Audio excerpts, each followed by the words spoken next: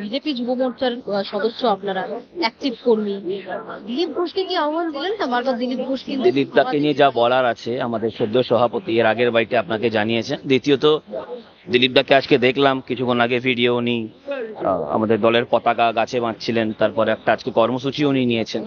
ওনার নিজস্ব একটা ব্যস্ততা আছে, সুতরাং ওই ব্যস্ততার কারণে উনি নিজের কর্মসূচিতে আজকে ছিলেন। ওনাকে দেখেও ভালো লাগলো।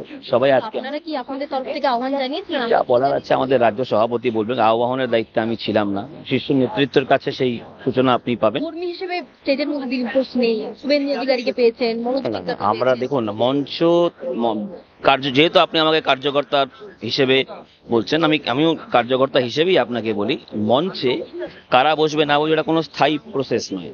কবে কে বসবে না বসবে এই দলে নাথিং ইজ পার্মানেন্ট, এবং সবার নিজের নিজের কর্মসূচি আছে। দিলীপ দা যেখানে ওনার কর্মসূচি ছিল সেখানে উপস্থিত ছিলেন, আমরা উত্তরবঙ্গে ছিলাম, উনি খড়গপুরে ছিলেন, বা দক্ষিণবঙ্গে যেখানে ছিলেন।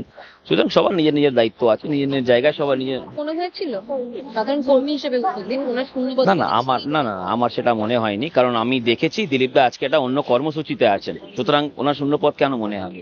ওনার তো নিজের একটা কর্মসূচি আজকে ছিলই, উনি উপস্থিত ছিলেন, উনি ইনফ্যাক্ট আজকে ব্যস্ত ছিলেন, আমরা দেখেছি।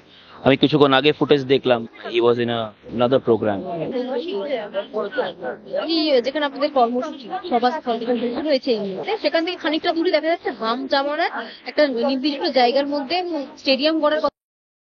তৃণমূল সরকার ক্ষমতায় আসার পর তিনি বলেছেন শিলিগুড়িকে, এখন পর্যন্ত দেখলাম গরু চোর। আপনারা কোনো পরিকল্পনা করেছেন? শুধু ওখানেই নয়, আপনি যেখানে দেখুন, বাম জামানা আমরা শুনতাম নাকি special economic zone 1.25 lakh hectare, 1.25 lakh hectare, সব জায়গাতেই আপনি গরু চড়তে দেখতে পারেন। আপনি ইনফ্যাক্ট কলকাতা শহরের মতন জায়গায়, যাকে আমরা বলি প্রক্সিমিটি টু দ্য সিটি, সাবার্বস বলা হয়, যেখানে আইটি সিটি তৈরি হওয়ার কথা ছিল, সেখানেও একই পরিস্থিতি। আপনি ফিল্ম সিটি নির্মাণ করবেন, আপনার এখানে ইন্ডাস্ট্রি নেই, এখানে ইনভেস্টর নেই, আপনার এখানে স্টার্টআপস নেই, আপনার এখানে লগ্নিপতি নেই, কিচ্ছু নেই, সিনেমায় টাকা কারাই নিবেশ করবে? সুতরাং ফিল্ম সিটি ইনফ্রাস্ট্রাকচার শুধু তৈরি করলে হবে না, আপনাকে এনভায়রনমেন্টও তৈরি করতে হবে। দুটোতেই আমাদের এই রাজ্য সরকার ডাহা ফেল। বিজেপি যুব মোর্চার উপর কি গুরু দায়িত্ব দেওয়া হয়েছে কেন্দ্রীয় নেতৃত্বে, যে উত্তরবঙ্গটা তারা দেখে ভালো করে? না, সকলে, আমাদের 7খানা মোর্চা, প্রত্যেক মোর্চারই সমান দায়িত্ব, এবং আমরা কার্যকর্তা, পার্টি আমাদের যা বলবে আমরা তাই করব। আজকে আমাদের উত্তরকন্যা অভিযান করার জন্য বলা হয়েছে, আমরা উত্তরকন্যা অভিযান করেছি, পরবর্তীতে আমাদেরকে যা নির্দেশ দিবে আমরা তাই করব। কার্যকর্তার কাজ পার্টির নির্দেশ পালন করা। এই যে উত্তরকন্যা আজকে আমরা দেখলাম কর্মসূচি শেষ হয়ে গিয়েছে, প্রচার দীর্ঘদিন ধরে হয়েছে, আদালত পর্যন্ত যেতে হয়েছে অনুমতির জন্য, আপনাকে কি মনে?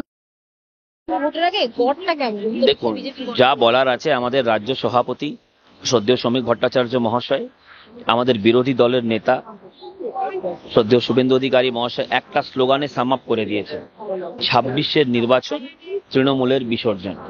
এবং তার দামাম্মা অনেক আগেই বেজে গেছে।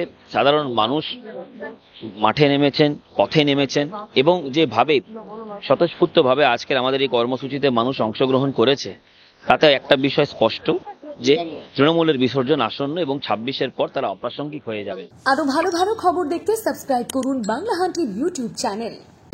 বাংলা হান্টের আরো খবর দেখতে নজর রাখুন। বাংলা খবর মানেই বাংলা হান্ট।